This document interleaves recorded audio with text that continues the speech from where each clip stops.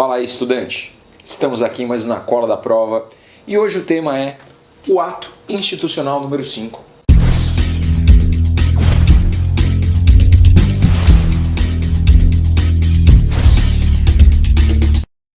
Eu só queria lembrar vocês, pessoal, que esse é um canal de dicas. A gente dá dicas aqui para provas, para como você se dá bem aí nos vestibulares, nas provas do ensino médio, do ensino fundamental. Não esquece que a aula é fundamental, prestar atenção no professor é fundamental, beleza?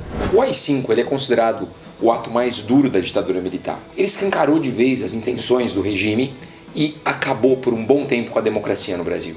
Mas para a gente chegar no famigerado 13 de dezembro de 1968, quando esse ato foi incorporado, a gente vai dar um pulo lá atrás, em 1964, para entender como que essa história começou. Logo após o golpe militar do 1º de abril, os militares decidiram convocar um famoso jurista na época, um cara chamado Francisco Campos, para que ele elaborasse uma lei, um mecanismo jurídico para que os militares pudessem governar passando por cima da Constituição. Esse mecanismo criado por Campos, eles deram o nome de ato institucional. A ideia é que o governo teria mais poderes e poderia passar por cima do legislativo e do judiciário. E para ficar mais claro ainda, imagina um grupinho de meia dúzia de militares que escreve uma série de coisas. Nós podemos fazer isso, nós podemos fazer aquilo, nós podemos fazer aquilo outro. Não pergunto para o povo, não pergunto para o Congresso, não pergunto para o Judiciário. Aí eles lambem a folha e colam na Constituição e passa a valer como lei. Entre 1964 e 68 foram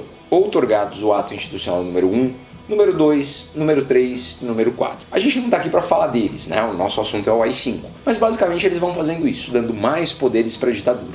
E a propósito, durante toda a ditadura militar foram 17 atos institucionais. O ano de 68 foi um ano diferente, foi um ano muito agitado, em que as oposições ao regime começaram a se organizar, começaram a aparecer de forma mais evidente. Nesse ano, os operários voltam a se organizar ali clandestinamente e organizam greves, 2 grandes greves gerais que vão acontecer, não vão tomar todo o Brasil, mas a gente não via greve desde 1964, desde a época do Jango, desde antes da ditadura. Nesse ano a gente vai ver também aí os artistas bastante evidentes na luta contra a ditadura, fazendo músicas de protesto, vindo a público denunciando aí o regime autoritário. E entre os grupos que foram bater de frente com a ditadura, sem dúvidas os estudantes eles foram os mais barulhentos. Eles foram a vanguarda da bagunça, da balbúrdia contra o regime militar.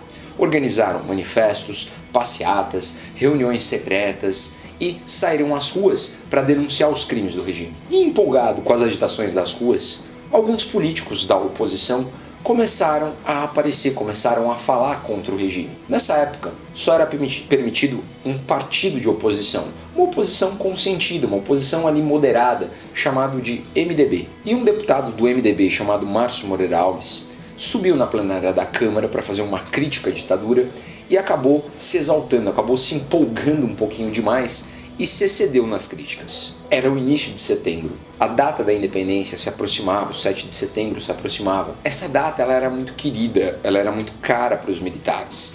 Então, a crítica, o discurso dele vai pegar um pouco pesado. Porque ele vai falar de um boicote ao 7 de setembro. Ele vai convocar o povo brasileiro a boicotar o 7 de setembro. Mas justamente nesse momento de exaltação exagerada foi capivara pro barranco. Ele soltou o verbo e disse que as esposas e as namoradas dos militares deveriam fazer uma greve de sexo, mas só enquanto os militares não devolvessem o poder para os civis. Depois tudo bem. Não precisa nem dizer que os militares ficaram bem bravos. E os quartéis começaram a fervilhar, pedindo a cassação de Márcio Moreira Alves. Quem comandava a ditadura na época era o general Costa e Silva.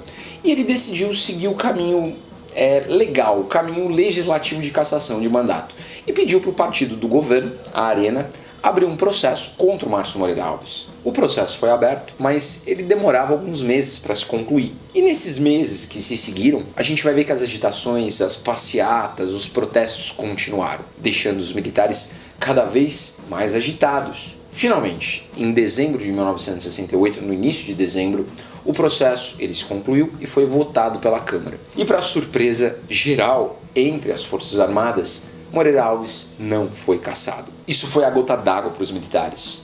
No dia 13 de dezembro, numa sexta-feira 13 de dezembro de 1968, o AI-5 ele foi outorgado. Esse papelzinho aqui, ó, que você está vendo do lado. O AI-5 ele atribuiu uma série de poderes para o governo. Dentre eles, o governo poderia fechar o legislativo a hora que bem entendesse, deixá-lo fechado por tempo indeterminado, e isso vai acontecer. A gente vai ver que por 10 meses o Congresso vai permanecer fechado. O governo federal também passou a ter poder para intervir nos estados e municípios, colocando leis em vigor, passando por cima da autonomia federativa, impondo inclusive interventores municipais e estaduais. O ato permitia cassar mandatos e direitos políticos de qualquer cidadão, inclusive demitir, aposentar, afastar, exonerar qualquer funcionário público, até mesmo do alto escalão, como juízes federais. O ato também previa a censura prévia aos meios de comunicação e ao mundo das artes. Inclusive, proibia a reunião de pessoas, além da proibição de reuniões sem autorização da polícia e de toques de recolher por todo o país. Por fim, ele acabava com o habeas corpus, uma garantia constitucional muito importante para as nossas liberdades, que parte do pressuposto de que todo mundo é inocente até que se prove o contrário. Isso fez com que o governo pudesse prender pessoas consideradas subversivas e mantê-las presas por tempo indeterminado. A conclusão é que o AI-5 ele eliminou de vez o último resquício de democracia que ainda existia. Ele acabou totalmente com a liberdade de expressão, com a liberdade de pensamento, de forma que você pudesse discordar do governo. Você não podia mais ir e vir livremente. E a gente vai ficar aí nessa por pelo menos 10 anos. É isso aí, pessoal, a gente vai ficando por aqui, mas calma lá, não fecha ainda o vídeo. Se você estiver fazendo vestibular, se você estiver prestando provas, a gente tem aqui já um acervo enorme de vídeos dando dicas para vocês. Então se inscreve no canal, aperta o botãozinho ali, a sinaleta, o sininho, para você acompanhar os novos vídeos que virão. Beleza? Falou e valeu, moçada!